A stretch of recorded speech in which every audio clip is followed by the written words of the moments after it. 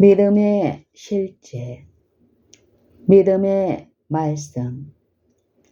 성경이 우리에게 믿음을 길러야 할 필요성을 강조할 때에 그 의미하는 바를 아는 지식은 우리가 얻을 수 있는 다른 어떤 지식보다 훨씬 더 중요하다. 이 지식은 믿음을 길러야 할 필요성에 대한 성경에서 말씀하는 것을 아는 지식이라는 것에 유의하기 바란다. 다시 말하면 성경은 우리가 믿음을 가져야 할 어떤 필요성에 대해서 많이 말하지 않고 믿음을 길러야 할 필요성에 대해서 아주 많이 말씀하고 있다는 것이다. 이렇게 말한 이유는 처음 신앙할 때에 모든 사람이 믿음을 받았으므로 그들에게 남아있는 문제는 오직 믿음을 길러야 한다는 것이다. 아무도 이미 받은 믿음을 기르지 않고서는 그 받은 믿음보다 더 큰 믿음을 가질 수 없다. 믿음을 기를 때에 믿음만큼 빨리 자라는 것이 일찍이 없었다.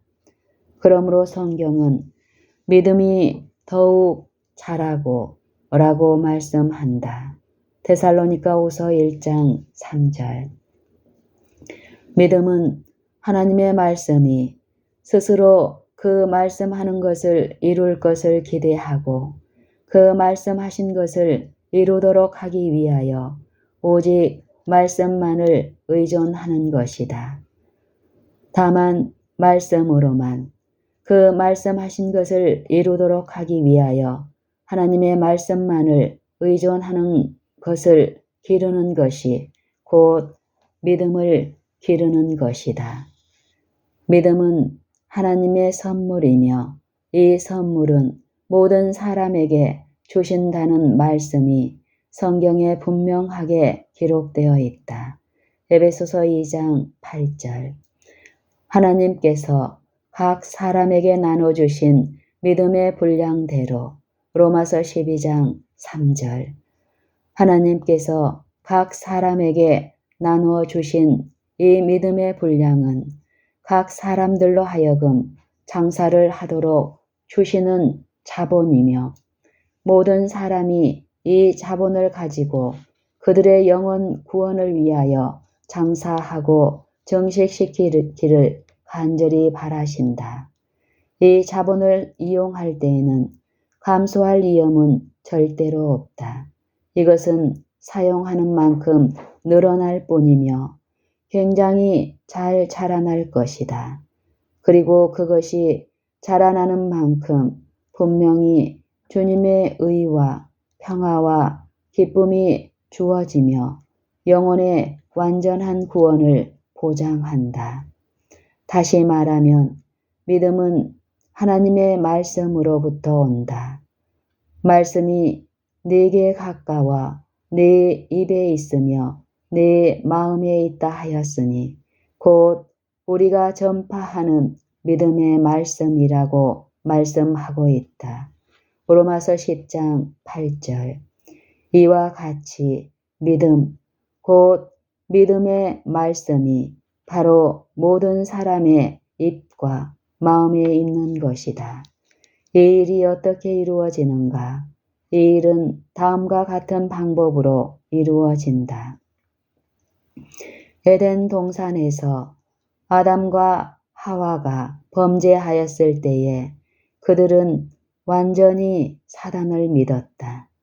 사단에게 완전히 굴복하여 사단의 완전한 포로가 되었다.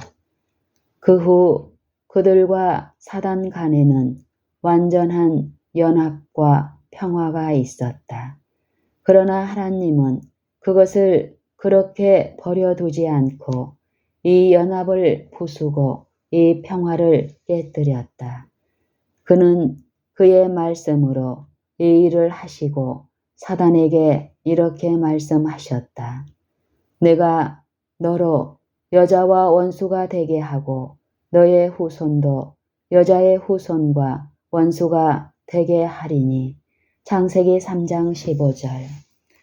하나님만이 여자의 후손과 사단의 후손 사이에 혐오감을 넣어줄 수 있다.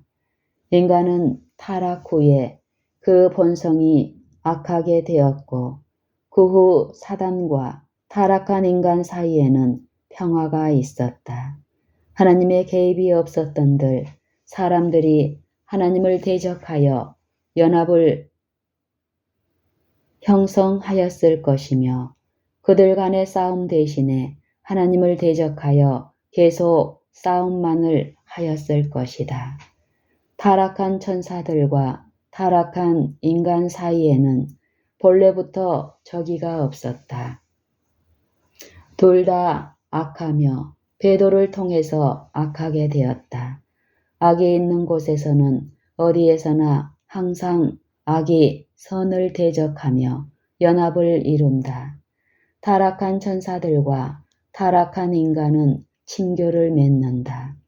타락한 천사들의 간교한 대장은 만일 악한 천사들처럼 인간을 끌어들여서 하나님에 대한 반역에 참여하도록 할 수 있다면 그들은 동맹하여 하늘에 반역하도록 인간을 끌어들이는 그의 대리자들로 설 것이다.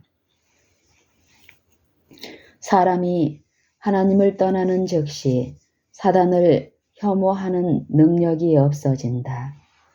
지상에서 인간과 사단 간의 혐오감은 초자연적인 것으로 넣어진다.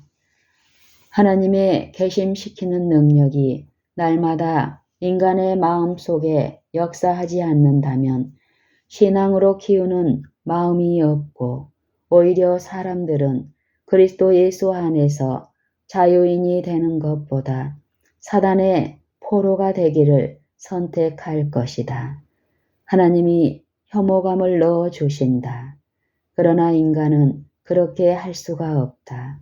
우리의 의지를 하나님의 의지에 복종할 때에만 우리의 의지를 하나님의 의지에 복종할 때에만 그 혐오감이 인간의 마음과 의지를 완전히 돌이키도록 하여 주의 편에 서게 한다.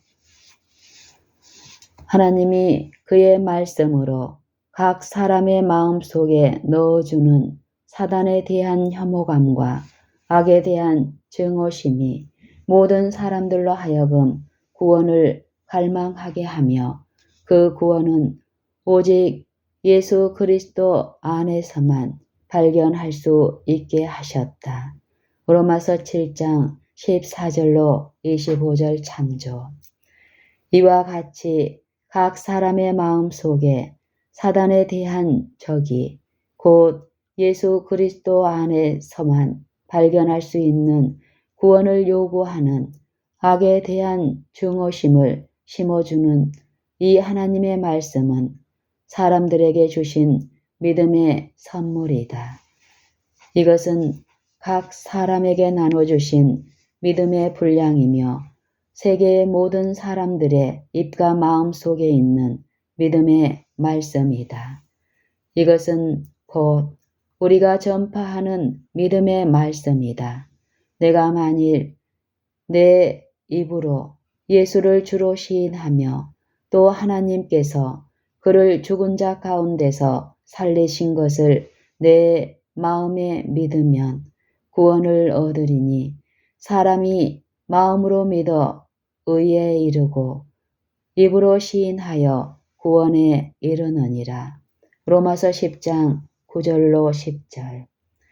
그러므로 우리의 마음에 누가 하늘에 올라가서 우리에게 믿음을 가져다 주겠는가 하고 말하지 말며 누가 음부에 내려가거나 멀리 가서 믿음을 찾아 우리에게 가져다 주겠는가 하고 말하지 말아야 한다. 왜냐하면 말씀이 내게 가까워 내 입에 있으며 내 마음에 있다 하였으니 곧 우리가 전파하는 믿음의 말씀이라. 신명기 30장 11절로 14절, 로마서 10장 6절로 8절. 그러므로 우리는 이렇게 말하여야 한다. 하나님이 다른 모든 세상의 사람들과 마찬가지로 우리에게 주신 믿음을 행사하자. 믿음을 행사하는 방법을 이해하는 것, 이것이 복음의 과학이다.